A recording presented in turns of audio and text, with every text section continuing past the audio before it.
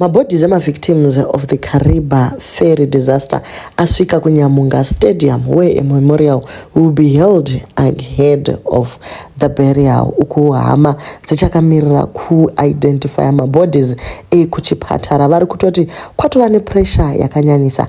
Mhuri yavaPatsikadova iri kurwadziwawo zvikuru mushure mekushayikirwa naCaptain ava. Vari kuti dei tambovavo kind kwavari tirege kublema Captain for chiitiko ichi.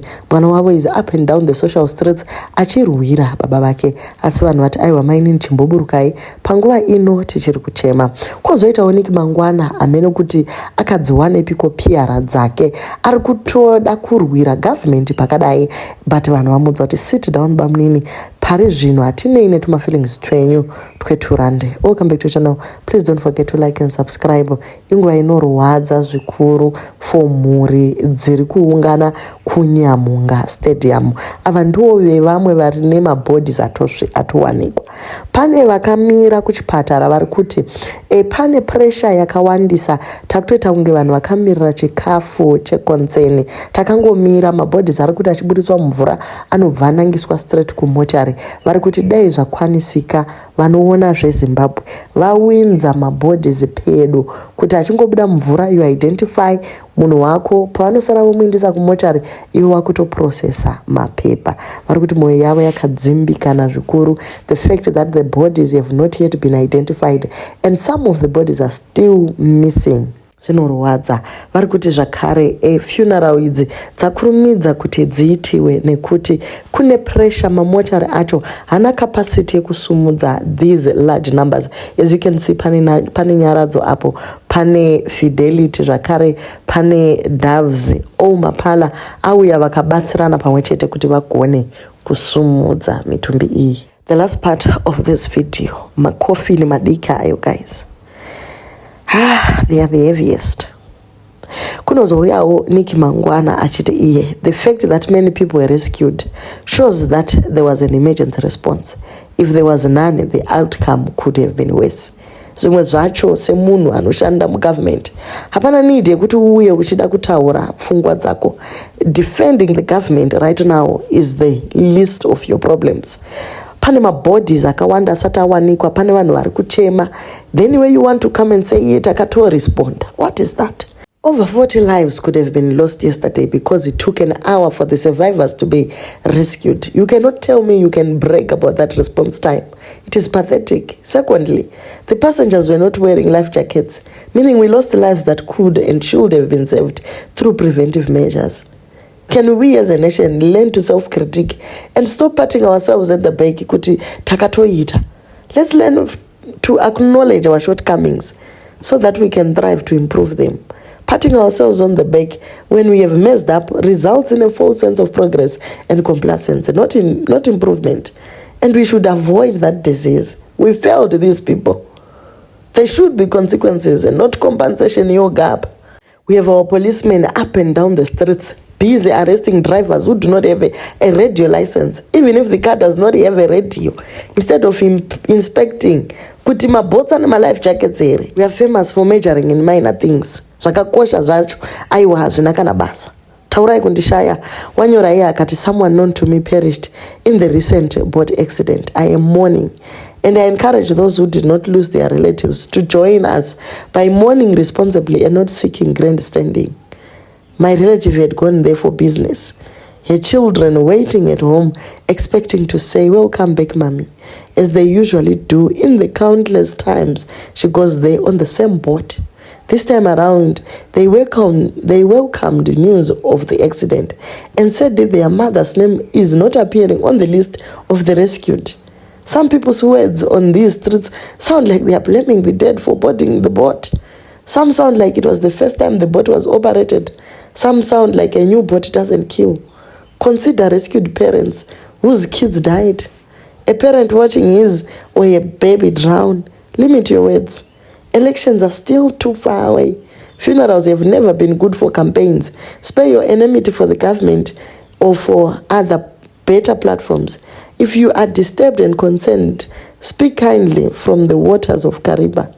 We don't need your words but rescue actions. Tafirwa, guys.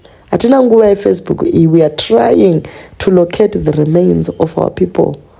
Join us families as in mourning, and thanks to the government of Zimbabwe for declaring this a national disaster. Oliver Kithi wabva wangoti aiwa dear taurai kundishaya. I'm so sorry for your loss. I can't imagine the pain of children waiting at the door to say welcome back mommy, and instead hearing news of an accident and then not seeing her name on the list of the rescued. My heart is with you and with every family who is right now searching, identifying and mourning. You are carrying an unbearable weight, and the last thing you need is noise. But I have to speak plainly, because silence will not bring them back, and I will not keep the next boat from sinking. Mourning and speaking out are not enemies. We can grieve with you and still demand that this never happens again. When people mention overloading, or that passengers warned the crew and were dismissed, or that the captain said this DDF boat would never sink, it is not a blame on the dead. It is grief turned into a question. Why did your relative and so many others have to get on that boat first? She went for business, like she had countless times before, because that was the way she feeds her children, and that is not a fault. That is a failure we all have to face. I hear you saying this is not the time for politics, that funerals are not for campaigns, and that words from far away feel empty when you are in Kariba trying to find your people. You are right. Right now, the priority is rescue, support for family, and dignity for those we have lost. And declaration of a national disaster matters. It shows that this is being taken seriously, but respectfully. If we only mourn and say nothing else, we guarantee more mourning later. The parents who were rescued but watched their children drown deserve more than condolences. They deserve boats that are safe, crews that listen, and systems that do not force people to choose between poverty and risk. Speaking now, while the pain is fresh, is how we make sure the government, the operators, and all of us as a community are held to account while people are still paying attention. So, I will stand with you in mourning. I will also stand with you in demanding answers, because your relative and everyone else lost deserved to come home. You should never tell a soldier that he does not know the cost of war. You should never tell people how they should mourn. If you didn't have time for Facebook, as you said, you wouldn't be here on Facebook, especially not today. You are not the only person affected by this. Interrogated chairman in Zira yatinoda. Pane mwana waCaptain aramba ongoita noise anonzi iye pika mchirai Patsikadova ari kuti gaizeka baba vangu vanga vachitoriwo baba vane mhuri vanga vachitodawo kudzoka kumba kwavo. This is quite unfortunate, but blaming him will not help at all. At here, people shouldn't always blame others for the uncertainties. My father had a beautiful family. Vaitodawo kudzoka kumba. This is my dad you are talking about. Are you sure you have the information? Musangoda kuti dzimbira chironda nekutsvaka malikes mwa. Izvi zvauya mushure mekunge picture raCaptain vakatopfeka ufani uniform yavo yekuCaptaina mbuya nehanda. Vanzi ndiye murume wakakonzeresa kufa kwevanhu vazhinji.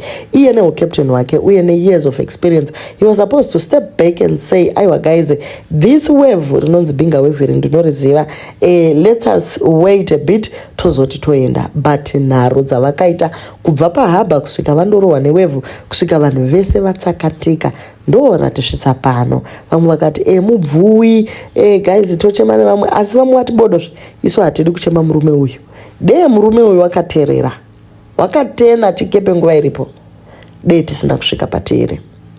Vati ivo zvauri kutotaura dai baba vako vakateerera advice dzavaipiwa zvese zvesipo. Handisi kuseka rufu, but matauriro ako tatisipo, but mawitness beta vatosiya iwewe panyika. Kovana avo vafa vasati vanakirwa nelife, ibvapo mani iwewe. Iwe piga mchirai Patsikadova, itondibvira kumhepo hako. Dai body yadhedhe vako ivacho yadyiwa nemakarwe, vavakura zvakanaka, kusada kuti vamwe vakurewo. So pane vamupa advice vakati mainini imimi chibvaye pasocial media munobvamburwa panapa vati imimi baby girl chiindai kumba mundochema, take away yourself from social media for now and go on. Fighting people who have also lost their loved ones with survivors implicating your dad as part of the problem will only hurt you more. Only survivors and the dearly departed can attest to what happened. Inguva yakaoma zvayo. Vamwe vari kuti wagochema nguva ibhodhi yababa wako ichiri kumochari kana kuti haina kuwanikwa, asi iwe watova pano hapatombodi kupindura zvakaitika, especially vanhu vaisa vapo. Baba vaive nenharo ivavo. According to all survivors, ndaona kuti nhaka yacho vakasira iwewe. Hatina zvakawanda zvatinoda kwauri. Regaiti sebaba vari kurondedzera kuti ivo vakamirira kuti mwana wavo mutumbi wake uwanikwe. Vari kurwadziwa zvikuru, vari kuti maitirwo ari kuitwa zvinhu hasiriwo, zvinhu hazvisi kufambiswa nenzira yakanaka, which is actually delaying the process. Regai vazvitaurire muzvinzwere.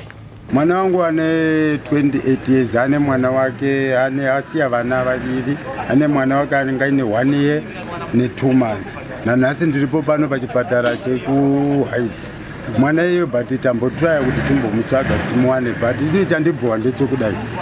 Isu toziva kuti pressure yange yakawanda. Dai vanoona nezveZimbabwe vatiti panga pachibva mitumbi kumvura uku vachiva vachiraitidza vanhu kuti vanhu ndio ava.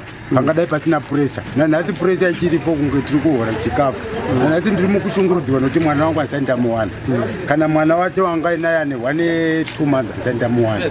Nevamwe futi vari mukuchema nemwana iyeyi kuti koiwe nanhasi isi vako vedu tavaonewo hafu. Pane vapfirwa ne5, vamwe 4, vamwe 3. But inini pandiri zvino ndakamira ndinonzi Cosme Mangirazi. Mwana wangu asati ndamuwana. Ndingori pamutsetse kunge ndiri kuhora chikafu. Tambotaura nevemutemo tikati kodai mazviita kuti vanhu vanobva kumvura vachipinda apa tichivaona in time. Zvanga zviri nani kuti toita fast kuti vanhu vese vasununguke kuti havana kuwana hama yavo. But vemutemo vari kuti tinoziva zvatinoita. Kusvika nanhasi takusvika pakuvharwa kuti isusu tisaone hama dzedu. Ndisingazivi kuti ndo zviri peri pamutemo, but mitumbi zvechiwa vari kuburitsa, vari kutraya kutsvaga.